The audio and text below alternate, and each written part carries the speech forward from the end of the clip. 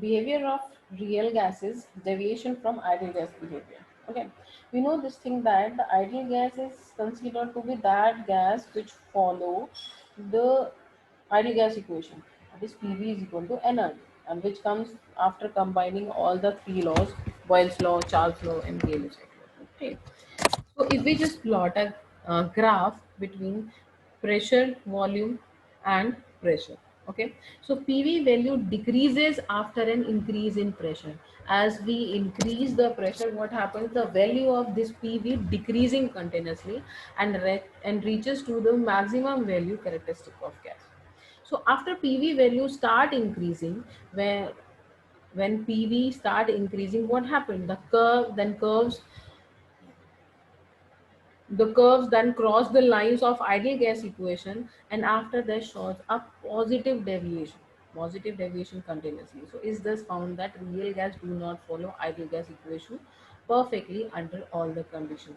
As we know this thing that this is, if we just plot this graph between P and PV, what happened? So this is considered to be as the ideal gas graph.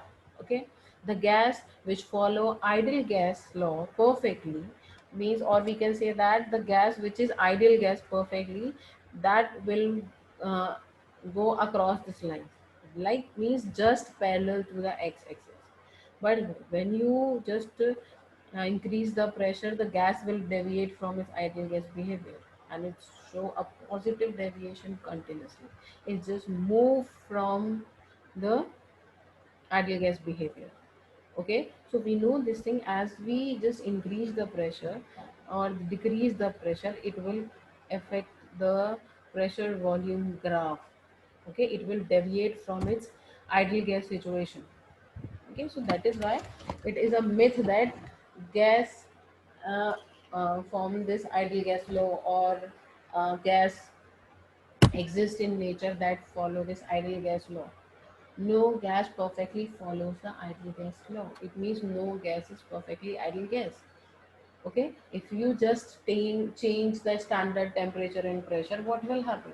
They just deviate from its ideal gas situation or ideal gas state. Okay, so if we just plot another graph between P and volume, pressure volume graph, so what happens? So deviation from the ideal gas behavior also become apart when the pressure volume versus graph plot. Okay, so through this graph we explain that the pressure versus volume are means they just show. We know from the Boyle's law that pressure is inversely proportional to volume. Okay, if we increase one thing, the another thing will decrease. If we decrease one thing, the another thing will increase. Okay, so from Boyle's law we just get this thing. Okay, so it is apparent that at very high pressure the measured volume is more than the calculated value. So if we just increase the pressure, what happens? The volume decrease, because we are increasing the pressure, the gas will start liquefying, and ultimately the volume of that gas will decrease. So at low pressure, measured and calculated value approaches each other. So what happens when we are increasing the pressure? The volume start decreasing, and when we decrease the pressure, the volume gets start increasing. So if the graph just get deviate from the ideal gas behavior. This dotted line shows the ideal gas behavior, and this dark line shows the real gas behavior. So even though if we consider the pressure and volume together and plot a graph, so this clearly indicated that when we decrease the pressure, the volume will increase, and when we increase the pressure, the volume will decrease. Right. So what happened means there are so many things which are responsible for this deviation. Okay, so real gas shows deviation from ideal gas law because the molecular interaction with each other. What happened at high pressure, one and the low temperature, and when we just apply pressure, what happened? The molecules of gas come closer to each other, and which led to the establishment of some intermolecular force between these molecules. Means if force exists between the molecules, the gas can easily liquefy. It means that it will deviate from the ideal gas situation, because in ideal gas condition no molecules can bind together. Okay, the molecules does not uh, combine together because of intermolecular force, because in ideal gas there should be no intermolecular which act between these molecules. Okay, so what happened at very high pressure, the molecule of gas are very close to each other. The molecular interaction start operating, and higher pressure at high pressure, the volume do not stick to the wall of the container with full impact, because these are dragged back to the other molecule due to the molecular attractive force. So if we just compare the gas before and after, what happened? Before, earlier we just studied that gaseous molecules apply pressure on the walls of the container, but now when we are applying pressure, what happened? The intermolecular force start acting between these molecules, and the gases start come closer to each other, means it start liquefying. So what happened? The force acting on the walls it's reduced. Okay, because molecules come closer due to the interactive force. Okay, thus the pressure exerted by the gas is lower than the pressure exerted by the ideal gas. Okay, so if you just want to find out what is here, so P ideal is equal to P real plus A square upon V. Okay, and A is the constant term. The repulsive force also exists significantly. We know this thing that if one thing is there, if positive thing is there, the negative thing should have to be there. If in previous chapter we just read that if covalent bonding is there, ionic bonding, the slight ionic bonding is also there. If negative is there, then this positive is there. If attractive force is there in between the atoms, so it between the unpaired electrons, because of that bond form, so there should be and or there is a repulsive force that exists between the nucleus of the atoms. Okay, so the volume occupied by the molecules, because instead of moving in volume V, these are now restricted to V minus NB, and NB is approximately the total volume occupied by the molecule themselves. So here B is the constant that shows the variation in volume. N is the number of gaseous molecules, moles. Okay, number of moles. So having taking into an account correction for pressure volume, which we can rewrite this equation, just write put the value of P in place of P and value in place of V. So in place of P, we know this thing that P ideal is equal to P real plus A N square V square, and we know this thing that V minus NB, N is the number of moles of gases, is equal to RT. So this equation is also known as van der Waals equation. Why? People used to ask you this thing, why this equation is known as van der Waals equation? Because we know this thing that when gaseous molecules come closer under a high pressure and low temperature, so there must be an intermolecular force that exists between these molecules, and that force is the van der Waals force of attraction. We have studied this about van der Waals force of attraction in the topic intermolecular forces. So intermolecular, because gaseous molecules are like non-polars, and when two non-polars come together, there there is intermolecular force that exists between them at that time, that is known as the van der Waals force of attraction, where N is the number of moles of gases, constant AB are known as van der Waals constant, and their value depend upon the characteristic of individual gas. Means we can't specify that the value of A is this and B is that.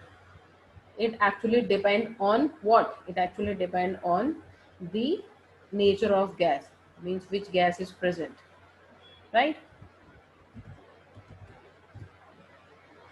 Okay.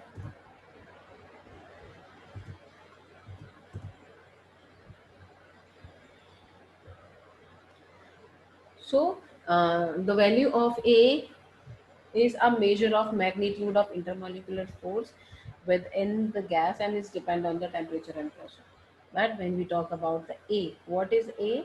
A is the measure of magnitude of intermolecular force. Means the force that exists between the molecules, or the van der Waals force, and it actually depend on temperature and pressure.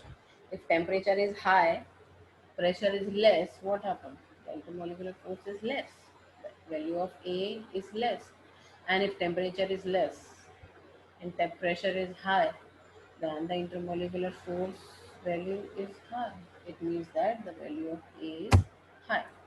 So the deviation of ideal gas behavior can be measured in terms of the compressibility factor, and which is the ratio of ideal gas equation. So Z is equal to PV nRT, PV upon nRT, and Z is the compressibility factor. So for an ideal gas, the value actually tells us about the gas is real or ideal, or it is deviating from behavior, ideal gas behavior. If the value of A is 1 at all temperature and pressure, because of the ideal gas relationship, the graph the graph of Z versus P will be straight. Means the line will be parallel to the pressure axis or the principal axis, x-axis. Means it just follow the ideal gas behavior. Okay. So for gases which deviate from ideality, that value deviate from 1. If the uh, value of z is 1, so it means it is less than 1, it means it is deviating from the ideal gas behavior. And if its value is plus, in plus, means it is deviating from it all, so now deviating from ideal gas behavior. So what happened? At very low pressure, all gases have Z equal to 1. We know this thing, that for ideal gas, equal Z is equal has to be equal to 1 and behave as an ideal gas.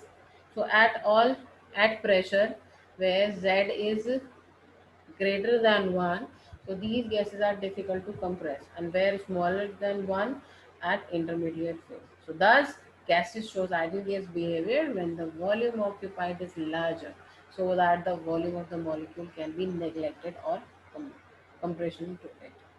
Okay, so the temperature at which the real gas obeys all gaseous laws over an appreciable range of pressure is called Boyle's law and Planck's law, Boyle's temperature.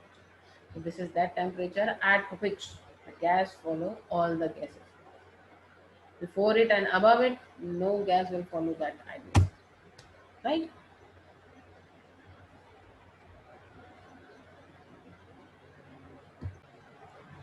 So, what is Boyle's point? It depend on certain things. We just learn what is Boyle's point, but we just know what like how this Boyle point affect the value of Z. So Boyle's point depends upon its nature. Above Boyle's point, real gases shows positive deviation above the Boyle point. Okay, deviation and their ideality, and the zero value is greater than 1, right? But the force of attraction between the molecules is very visible.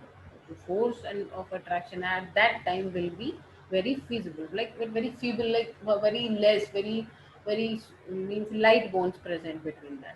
Okay, when Z value is greater than 1. But when below Boyle's temperature, the real gas shows deviation and decrease in Z value with increase in pressure, which reaches to a minimum value. On further increase in pressure, the value of Z increase continuously. So deviation is Z is equal to PV idle upon nRT. Okay, it shows that ideal gas behavior then V ideal is equal to nRT upon P, and when we substitute together these volume in that equation nRT upon P, so what we will get Z is equal to V real upon V ideal. So if you want to find out the value of Z, so you must know that it is decreasing or and increasing, and we know this thing by knowing the condition of that reaction. Okay, as we can see that the compressibility factor is actually the ratio of actual molar mass of gas to the molar volume. Okay, if there is an ideal gas and temperature and pressure, so there must be a ratio between the actual molar volume of the gas to the molar volume of it, means given molar